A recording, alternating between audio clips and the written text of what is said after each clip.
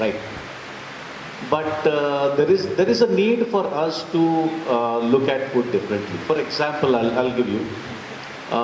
If we want to buy a house, okay, or if we want to buy a car, we spend about 6 months trying to understand which area I should buy. Once I get married, okay, my wife will also work. She needs to have accessibility. If I have children, like, there need to be schools around.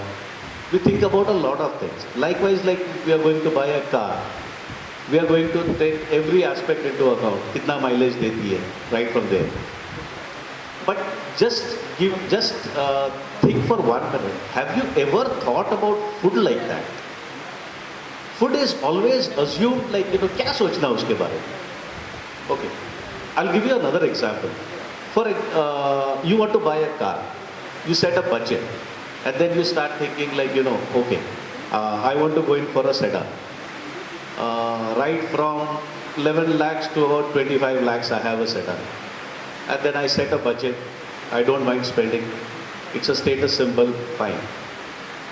But have you ever thought that, if there is a bhindi available at 60 rupees and another at 80 rupees, the thing is like, what is there to spend? Why spend 80 rupees? 60 rupees mein mil raha hai, le lo, khatam karo. Right. Now, in the last 75, ये आज़ादी का अमृत महोत्सव है. 75 years, a lot of things have gone wrong and a lot of things have gone right.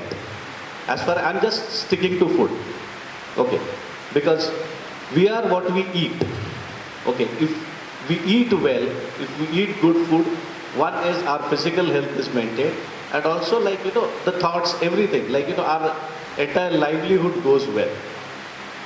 If the food itself is bad, if there are problems with it, it becomes very difficult.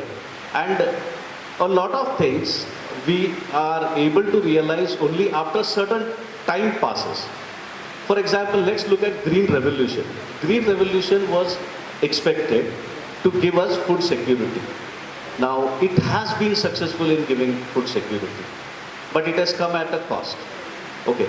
Globally, if you see, the thought was that, add chemicals and like, increase your productivity. So the focus has always been on quantity and less on quality.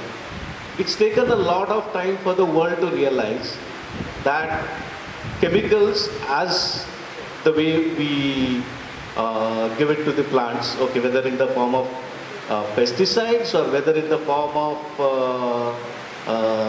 the DAP and other things, fertilizers, it has a negative impact. And we've been able to realize it only in the last 30 years. And one generation has gone by this time.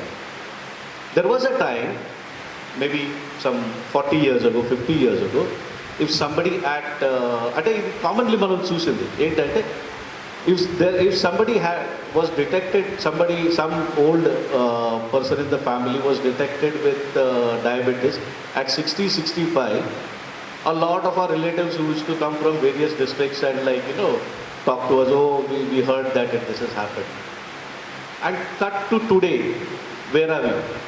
Okay, even our children, like, okay, that's common, it's fine. Okay, and please see the long-term impacts. As Santosh sir said, like, mentally as well as physically. Can you imagine, like, once diabetes or these things set in, okay, that tablet is going to be there for you, with you for a lifetime. Okay, and the list of these diseases is increasing. Okay, for women, like, thyroid is one of the major issues that women go through. And once the tablet starts, it never ends.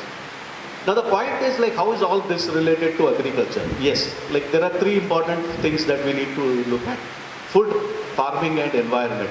All the three are related. And if we are talking about securing the future, all the three need to be addressed. Okay, just visualize 2050. Just visualize 2050. You cannot have 50% of the youth having one ailment or the other in 2050. Okay, because the nation's progress will depend on the youth's health. That is one major aspect that we need to look at.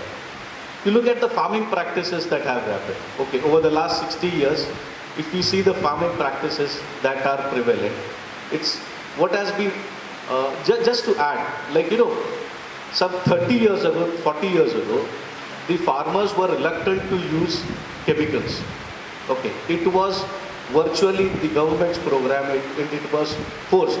A lot of district collectors will admit in private that they were forced to just push it. Probably that was the need of the hour. There might be a detailed analysis required for that.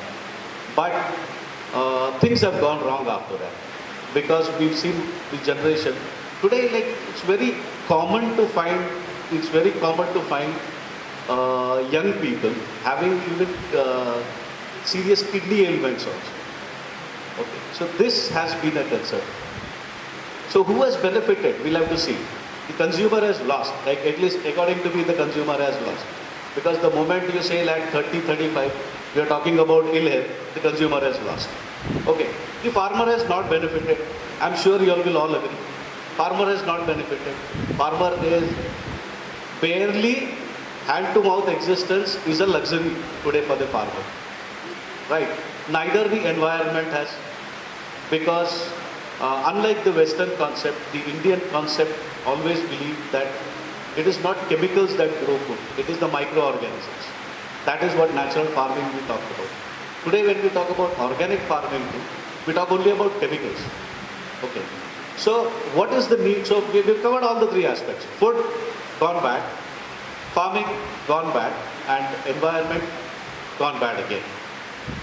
Today, the government is promoting a lot of natural farming practices. The government is encouraging people, encouraging farmers to take up natural farming. The prime reason is it will secure the environment, it will secure the farmer's livelihood, and also the food, the consumer. Okay, it's a win-win across all these segments. And I'll just give you all a brief on what our institution, Grama Bharati, is one of the Sangha institutions that has been working. We have formed Grama Bharati Farmers Producers Company.